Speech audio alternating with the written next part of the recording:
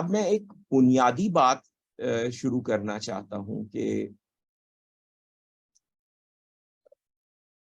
ان لوگوں کے حساب سے جو نیو ڈیموکریسی والے لوگ ہیں، اور ظاہر ہے کہ انہوں نے جو کچھ بھی کہا تھا بیچاروں نے، وہ ہم تک تو آج تک پہنچا نہیں ہے، اب پہنچ رہا ہے۔ ان کے پوائنٹ آف ویو سے جو پولیٹیکل آرگنائزیشنز ہوتی ہیں ان کی 5 قسمیں ہو سکتی ہیں، شاید زیادہ بھی ہو سکتی ہوں، لیکن یہ 5 انہوں نے آئیڈینٹیفائی کر رکھی ہے۔ پولیٹیکل پارٹی، آج کل ہم ہر ایک پولیٹیکل پارٹی کا نام تو لیتا ہے، لیکن پولیٹیکل پارٹی کیا ہوتی ہے؟ پولیٹیکل پارٹی کی ڈیفینیشن یہ ہے کہ وہ کسی ایسے پرٹیکولر آئیڈیا کی بنیاد پر قائم ہوتی ہے اور وہ دوسری پولیٹیکل پارٹیز کو بھی موقع دیتی ہے کہ عوام کے سامنے ہم دونوں اپنے اپنے آئیڈیاز رکھتے ہیں، اور پھر عوام جسے منتخب کریں گے وہ حکومت کرے گا۔ لیکن پولیٹیکل پارٹی بائی ڈیفینیشن کوئی ایسا آئیڈیا لے کر اٹھتی ہے جو پوری سوسائٹی ایکسیپٹ نہیں کرتی ہے، اور صرف اس پارٹی کو بنانے والوں کا وہ آئیڈیا ہوتا ہے، اور یہ پھر انتظار کرتے ہیں کہ جب میجورٹی اسے ایکسیپٹ کرے تب ہم حکومت میں آئیں گے۔ اگر میجورٹی ان کے اس آئیڈیا کو، ان کے پروگرام کو ریجیکٹ کر دیتی ہے تو یہ اپوزیشن میں بیٹھتے ہیں۔ یہ اس پر کمپرومائز کر کے یہ نہیں کرتے کہ اب کوئی اور آئیڈیا پاپولر ہوا ہے تو چلو جلدی سے ہم بھی اپنا آئیڈیا بدل لیتے ہیں۔ کل ہم سوشلسٹ تھے تو آج ہم پرائیویٹائزیشن کی آئیڈیالوجی لے آتے ہیں کیونکہ اب لوگ اس میں پاپولر اس کو پسند کر رہے ہیں۔ ایسا نہیں کرتی پولیٹیکل پارٹی، اور اس وجہ سے عام طور پر جو بڑی پولیٹیکل پارٹیز ہیں، یو کے اور امریکہ کی مثال آپ کے سامنے ہے، وہ جب وجود میں آئی تھی تو انہوں نے کئی سال، بعض اوقات ڈیکیڈز تک انتظار کیا کہ انہیں کب حکومت ملتی ہے۔ ایسا نہیں ہوا تھا کہ جس شخص نے وہ پولیٹیکل پارٹی بنائی ہے اس کی وہ فوراً ہی جو ہے وہ پھر اقتدار میں آ گیا، اور یہ نہیں ہوا تھا۔ اور دوسری بات یہ بھی ہے کہ وہ کسی ایک شخص نے پولیٹیکل پارٹی نہیں بنائی۔ پاکستان میں جو پارٹیز ہیں ان کے بالکل برعکس، یہاں پہ آپ کسی بھی پارٹی کا نام اٹھائیں تو آپ پوچھیں کہ جی وہ کس نے بنائی ہے، تو سب کو پتا ہوتا ہے کیونکہ وہ پارٹی اسی کے نام سے چل رہی ہوتی ہے۔ لیکن آپ ذرا غور کیجئے کہ میں اگر آپ سے یہ پوچھوں کہ یہ جو برٹن کی کنزرویٹو پارٹی ہے جو اس وقت حکومت میں، اس کا فاؤنڈر کون تھا؟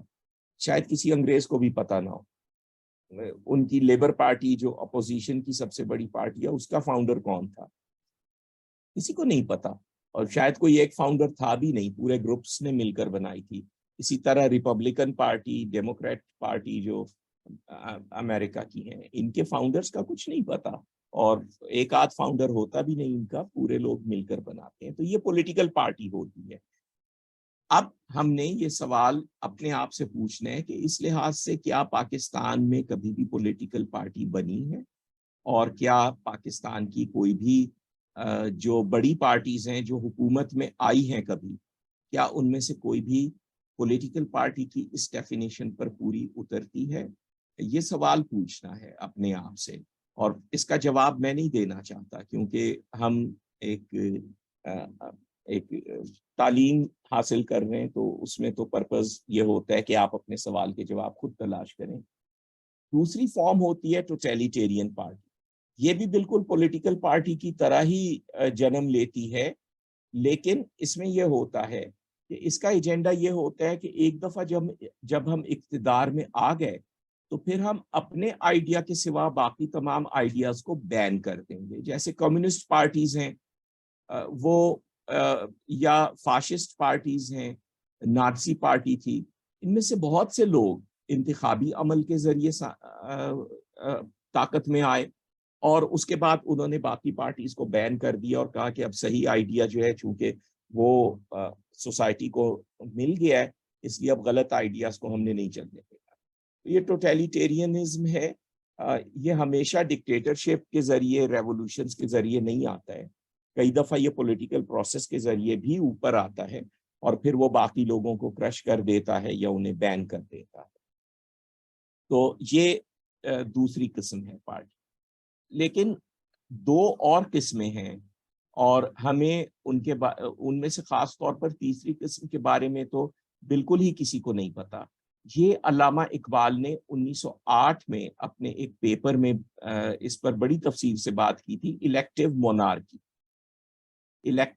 مونارکی یعنی ایسی مونارکی جس میں الیکشن ہوتا ہے.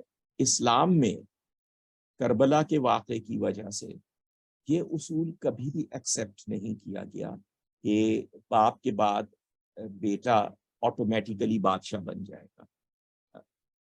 یورپین کنگڈمز میں تو انہیرٹ کرتا ہے ایک بادشاہ اپنے باپ سے اس تھرون کو.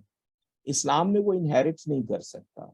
تو اسلام میں جتنے بھی بادشاہ آئے جیسے بنو امیہ کے، بنو عباس کے، ہارون الرشید وغیرہ، یہ سب لوگ یہ الیکٹ ہو کر آتے تھے. ان کی بیعت ہوتی تھی، اس کے رولز فکسڈ تھے. یہاں تک کہ اگر کوئی بادشاہ اپنی زندگی میں اپنے ولی عہد کے حق میں بیعت لے لیتا تھا تو اس بادشاہ کی ڈیتھ کے بعد وہ بیعت کینسل سمجھی جاتی تھی اور دوبارہ اسے بیعت لینی پڑتی تھی. تو یہ درست ہے کہ یہ الیکشن بڑا محدود ہوتا تھا، بہت کم لوگ اس میں حصہ لے سکتے تھے، سیکرٹ بیلٹنگ بھی نہیں تھی. تو وہ کس حد تک فیئر اینڈ فری الیکشن تھا اس پہ بات نہیں ہو رہی، لیکن وہ کسی نہ کسی قسم کا الیکشن تھا. تو یہ الیکٹیو مونارکی ہے. یہ 20ویں صدی کے آغاز میں بہت مشہور بات تھی. اتنی مشہور بات تھی کہ میں کانگریس کے اجلاسوں کی کارروائی پڑھ رہا تھا تو اس میں سے ایک اجلاس میں اور یہ پتہ چلا کہ کانگریس کے بعض ہندو لیڈرز اور اسکالرز دعویٰ کرتے تھے کہ اینشنٹ انڈیا میں بھی الیکٹیو مونارکی ہو. تو اس پر پوری کتابیں لکھی گئی تھیں کہ اینشنٹ انڈیا میں جو میتھولوجیکل انڈیا ہے وہاں پر الیکٹیو مونارکی تھی ایکچولی. تو یہ ایک پراپر فارم آف گورنمنٹ ہے کہ اس میں آئین میں کہیں نہیں لکھا ہوتا کہ بے نظیر بھٹو کے بعد بلاول بھٹو نے وزیر اعظم بننا ہے، لیکن پروسیس ایسا سیٹ کر دیا جاتا ہے کہ ایک ڈائنیسٹک رول ہوتا ہے، الیکشن ہوتا ہے، لیکن وہ الیکشن بھی ایسا ہی ہوتا ہے کہ جس کے ذریعے وہ ڈائنیسٹک رول برقرار رہ سکے. ایون مغل کنگز جو ہیں ان کے ہاں یہ نہیں تھا کہ اکبر کے بعد جہانگیر نے بادشاہ بن جانا ہے، بلکہ ہر مغل شہزادہ اپنے باپ کے مرنے کے بعد اسے امراء کا کانفیڈنس حاصل کرنا پڑتا تھا.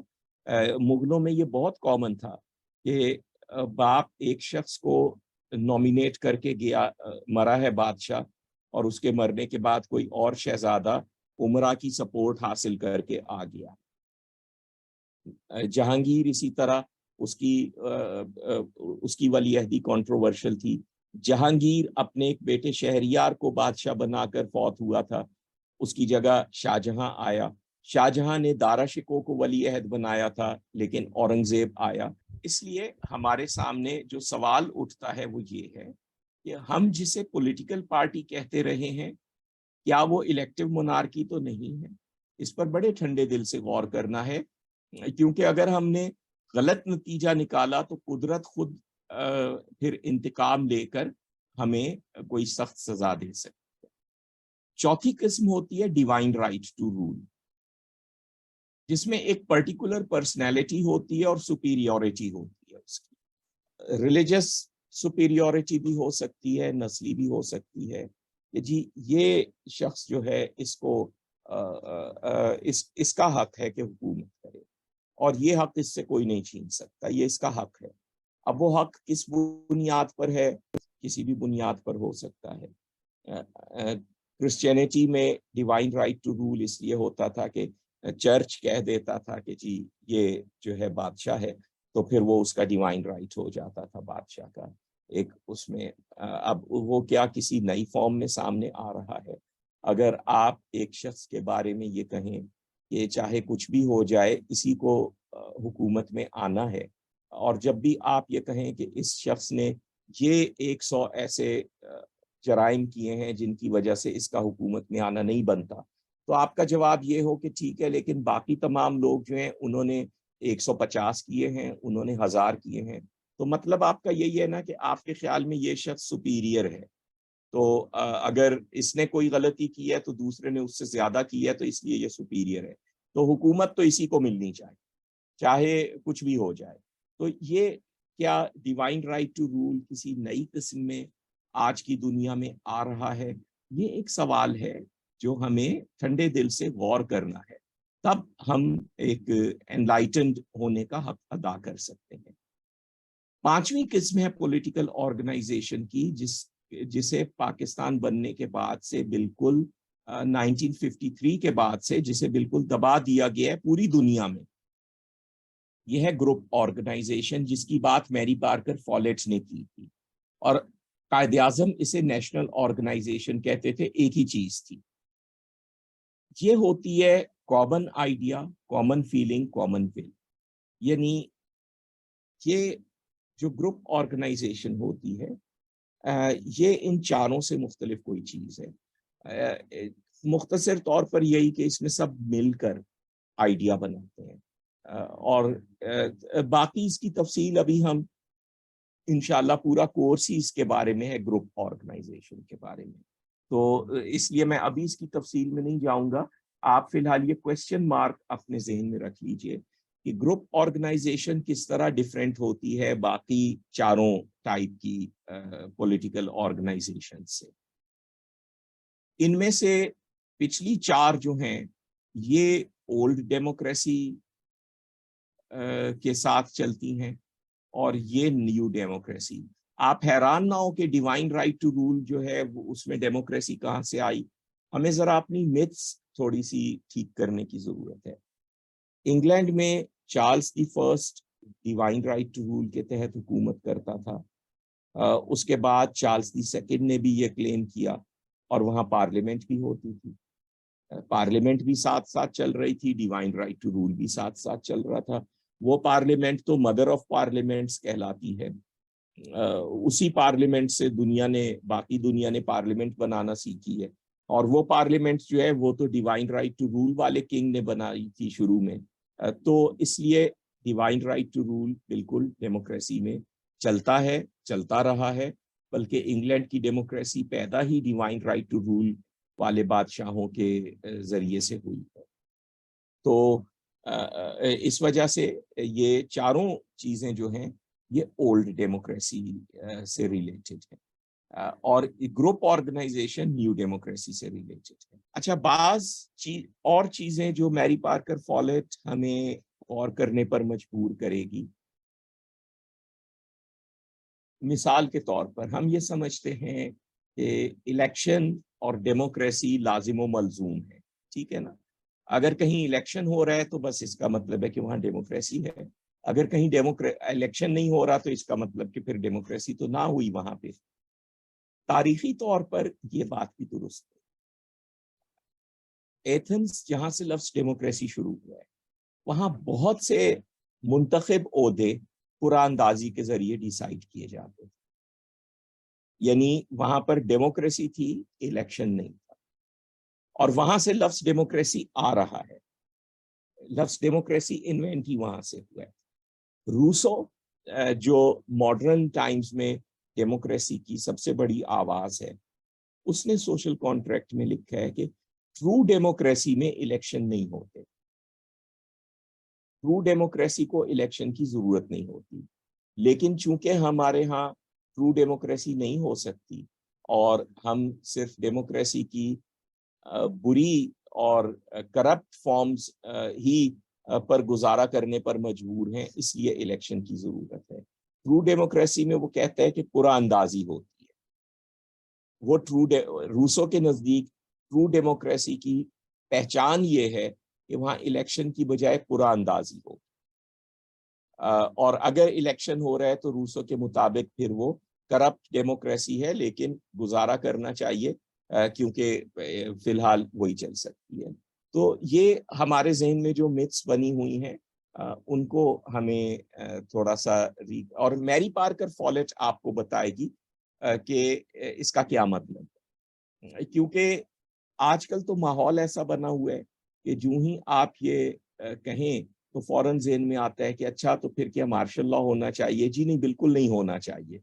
تو پھر کیا ہونا چاہیے؟ تو بادشاہت ہونی چاہیے۔ جی بادشاہت میں تو الیکشن ہوتے تھے، تو پھر کیا؟ تو پھر میری پارکر فالٹ کی بات سننی چاہیے کہ اس کی بالکل کوئی بات نہیں ہو رہی کہ جی الیکشن کی ضرورت ہی نہیں ہے۔ ضرورت رہے گی جب تک آپ ٹرو ڈیموکریسی اچیو نہیں کرتے، بالکل ضرورت رہے گی۔